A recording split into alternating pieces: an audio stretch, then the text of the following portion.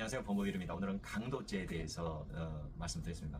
강도죄는 사람의 재물을 폭행과 협박을 수반해서 강압적으로 강제로 빼앗는 겁니다. 즉 강취하는 겁니다. 그랬을 때는 절도에 비해서 굉장히 중하게 처벌합니다.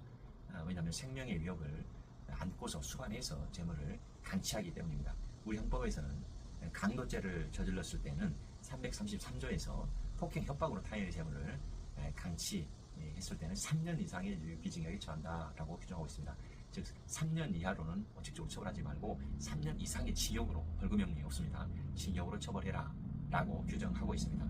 또 특수강도라고 해가지고 규정하고 있는데, 특수강도라고 하는 것은 야간에 사람의 주거 또 건조물을 침입을 해서 폭행 협박을 한 다음에 재물을 강취했을 때는 무기징역 또는 5년 이상의 징역에 처하게 규정하고 있습니다. 야간에 강도가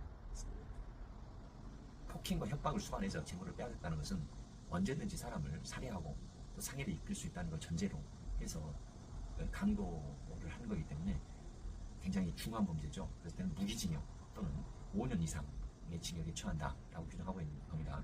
아울러 특수강도에는 2인 이상이 합동해서, 다수 합동해서 하면 굉장히 위험해지죠. 2인 이상이 합동해서 강도했을 때 또 똑같이 특수강도죄로 처벌합니다. 또한 흉기를 휴대하고 실제 흉기를 사용했느냐 사용하지 않았냐는 문제 되지 않고, 흉기를 휴대하고 그래서 폭행 협박을 했다면 흉기를 사용했는지 여부에 상관없이 특수강도죄로 해서 무기징역 또는 5년 이상의 징역에 처하게 된다라고 규정하고 있습니다. 그 외에 실제로 강도를 하다가 사람을 상해하거나 의도적으로 상해하거나 또 의도치 않았다 하더라도 상해에 이르게 한데 과실로 상해가 발생한 경우에는 무기 또는 7년 이상의 징역에 처하게 됩니다. 상해가 중하냐 중하지 않냐는 상관없이 무기징역, 상해가 발생하면 또는 7년 이상의 징역에 처하게 되는 겁니다. 물론 상해가 중하지 않았다면 형량에서 차이가 있을 수 있는 것이고, 폭행 협박 수준이 경한 폭행 협박이었고 또 상해가 중하지 않았다면 형량에서 고려될 수 있을 뿐인데, 일단 형은 7년 이상의 징역 또 무기징역에 로 규정되어 있기 때문에 그 이하로는 처벌할 수 없다. 합의를 했거나 또 기타 참작 사유, 감경 사유가 있다면 장량감경이나 법률상 감경을 할 수 있을지 몰라도, 그렇지 않으면 일단 7년 이상의 징역이나 무기징역에 처할 수 있다 라고 말씀을 드립니다. 그리고 만약에 강도가 살인하거나 또 의도치는 않았더라도 강도하는 행위에 수반해서 사망에 이르게 한 때에는, 만약 의도적으로 강도가 사람을 살인에 이르게 했다면 무기징역에 처하게 됩니다. 사형 또는 무기징역에 처하게 되고, 과실로 사망에 이르게 한 때는 무기징역 또는 10년 이상의 징역에 아주 중한 범죄로 처벌되게 됩니다.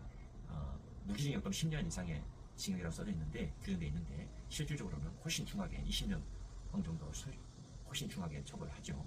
그 외에도 강도를 수반해서 사람을 강간한 때에는 무기징역 또는 10년 이상의 징역에 처한다라고 규정하고 있습니다. 강도가 강간까지 범했을 때는 아주 죄질이 나쁜 것이죠. 그래서 무기징역 또는 10년 이상의 징역에 처한다라고 규정되어 있는데, 실질적으로 형은 10년보다 훨씬 중하게 20년형 정도로 실질적으로 처벌됩니다. 따라서 강도는 절도보다 훨씬 중한 범죄고, 강도 사건에 연루되어 있다면 반드시 법률 전문가와 상의해서 감경 사유 또 가중 사유가 뭔지에 대해서 면밀하게 분석해서 대처해야 된다라는 점을 말씀드립니다.